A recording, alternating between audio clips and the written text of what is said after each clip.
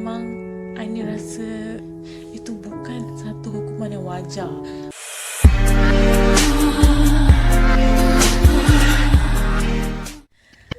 Hai guys, hari ni Aini akan review filem Korea. Hari ni Aini akan review filem Hope. Dia ada dua nama, satu Hope, satu lagi So-won dalam bahasa Korea. Filem ni dah keluar pada tahun Oktober 2013. Ni antara filem sedih Korea lah, selepas Miracle in Cell No. 7. Filem ni nombor 2. Filem ni berdasarkan kes sebenar. Orang masih tengok sampai sekarang lah, dia top lah, masih top sampai sekarang. Filem Hope ni mengisahkan tentang Im So-won dengan keluarga dia. Bapa dia Im Dong-hun, mak dia Kim Mi-hee. Dia keluarga kecil je. Ada mak, ayah, ada anak. Satu hari Im So-won ni on the way nak pergi ke sekolah. Tapi hari tu dia lambat. Jadi dia terpaksa pergi seorang-seorang. So dalam perjalanan dia pergi ke sekolah tu, dia bertemu dengan seorang lelaki ni. Seorang lelaki mabuk. Lelaki ni nak share payung dengan dia sebab waktu tu hujan lebat kan. So ni dia memang jenis budak yang baik lah. Parent dia pun dah ajar dia macam tu supaya hormat orang tua semua kan. So dia share lah payung dengan pakcik mabuk ni. Rupanya pakcik mabuk ni perogol. Dia bawa Im So-won ni ke tapak pembinaan dan dia rogol Im So-won dekat situ. Im So-won dirogol dengan teruk lah kiranya. Keadaan kesihatan dia memang sangat teruk selepas kejadian rogol tu. Kawasan kemaluan dia semua rosak, menyebabkan dia terpaksa bergantung hidup sepenuhnya kepada disposable waste bag. Dia memang kena pakai bag untuk buang air kecil, buang air besar. Disebabkan kes rogol tu, So-won ni memang jadi trauma. Dia tak bercakap dengan mak dengan ayah dia. Jadi dia terpaksa pergi terapi. Dan mak dia pula kebetulan tengah mengandung masa kes tu jadi. Bapa So-won ni dia tak tahu yang isteri dia mengandung sebab isteri dia rahsiakan dari suami dia. Bila kes ni jadi pada keluarga Im ni, kira macam beban yang bertubi-tubi lah, dengan pregnancy, dengan ekonomi, dengan anaknya yang sakit, dengan trauma ni semua. Im So-won dapat kenal pasti perogol dia siapa dan polis dapat tangkap. Okey lah, dia pun lalui sesi ke naik turun mahkamah lah. Bayangkan anak dia dah kena rogol ni dan mahkamah cuma jatuhkan hukuman sebanyak 12 tahun penjara je. Memang Aini rasa bukan satu hukuman yang wajar untuk membela nasib Im So-won ni. Atas alasan apa? Dia lupa apa yang dia buat sebab dia mabuk. Hope ni bukan je pelakon utama je bagus. Pelakon-pelakon sampingan pun semuanya bagus-bagus juga. Yang pelakon sampingan tu pun saling melengkapi pelakon utama ni. Pelakon sampingan yang paling utama lah jiran kepada keluarga Im ni. Lepas tu rakan sekerja bapa dia Im Dong-hun ni. Dan kemudian pakai terapi lakonan Kim Hae-sok. Tapi 3 orang ni je pun dah cukup bagus untuk mengangkat filem Hope ni. Ini memang akan bagi rating tinggi lah, 9/10. Sebab pelakon tu bawa emosi tu dengan sangat baik.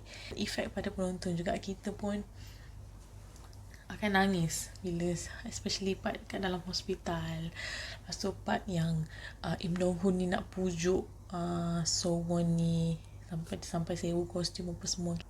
Tersentuh lah dengan kasih sayang sesama keluarga ni dengan jiran-jiran dia ni sekali. Dari segi sinematografi Aini rasa biasa je, tapi dari segi emosi, dari segi lakonan, dari segi dialog memang A+. Dalam filem ni pun ada buat statement mengenai filem Hope ni. So, filem Hope ni adalah filem gembira tapi yang bermula dengan tragedi. Itulah yang pengarah nak mengetengahkan filem Hope ni. Dia nak ubah persepsi mangsa-mangsa jenayah seksual ni. Korang yang belum tengok Hope kena tengok. Berbaloi masa korang. Trust me. Stand by tisu juga sebab korang akan sedih. Kan Aini ada cakap filem Hope ni berdasarkan kisah benar Korea Selatan kan ada satu kes rogol. Berdasarkan pada ini punya bacaan Korean Herald dengan Korea Bu, Cho Do-sun case pada tahun 2008. Cho Do-sun tu dia punya perogol lah, nama perogol tu. Mangsa adalah Na-young. Na-young ni umur 8 tahun. Dia memang on the way nak pergi sekolah pada hari dia dirogol tu. Kalau dalam Hope, Sowon dirogol di tapak pembinaan kan. Tapi kes yang sebenar, Na-young ni dirogol di public toilet.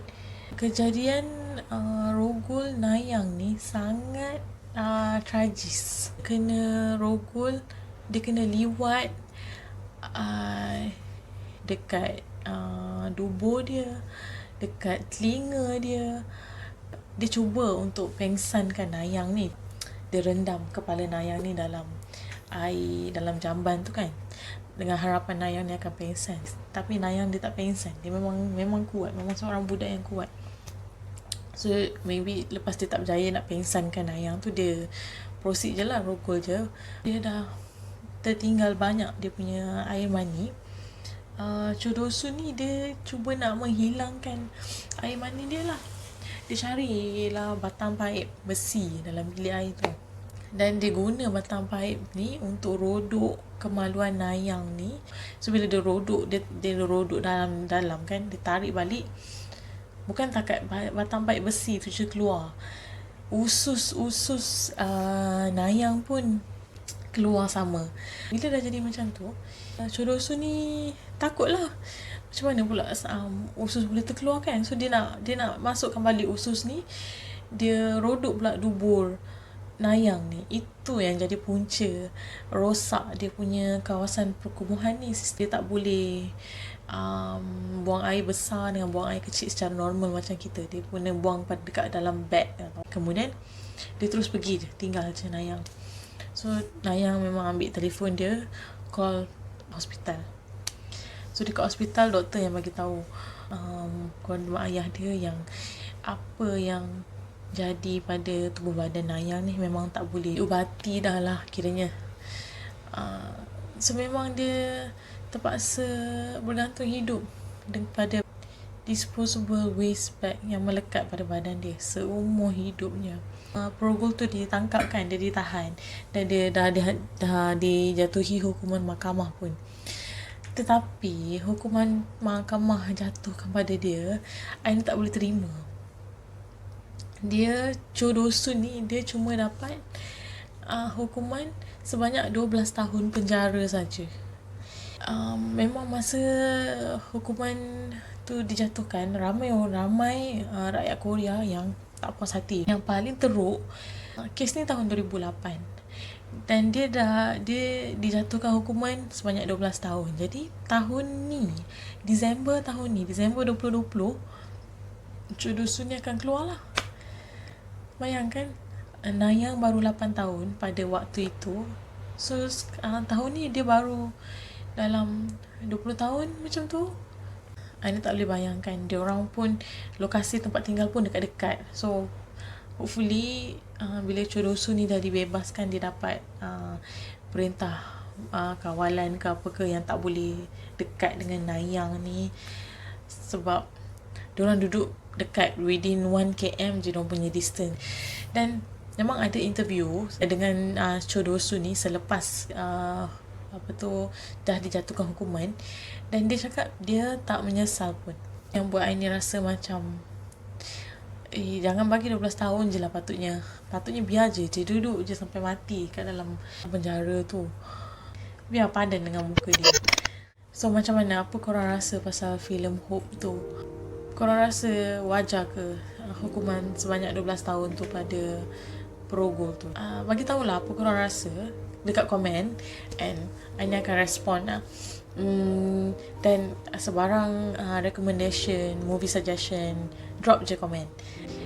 Kalau yang belum subscribe, please subscribe, like and share. Lepas tu on notification supaya korang tak terlepas video-video baru ke video-video lama pun sama, supaya korang akan tengok je semua, tak terlepas. Okay, nanti kita jumpa video lain pula. Bye bye.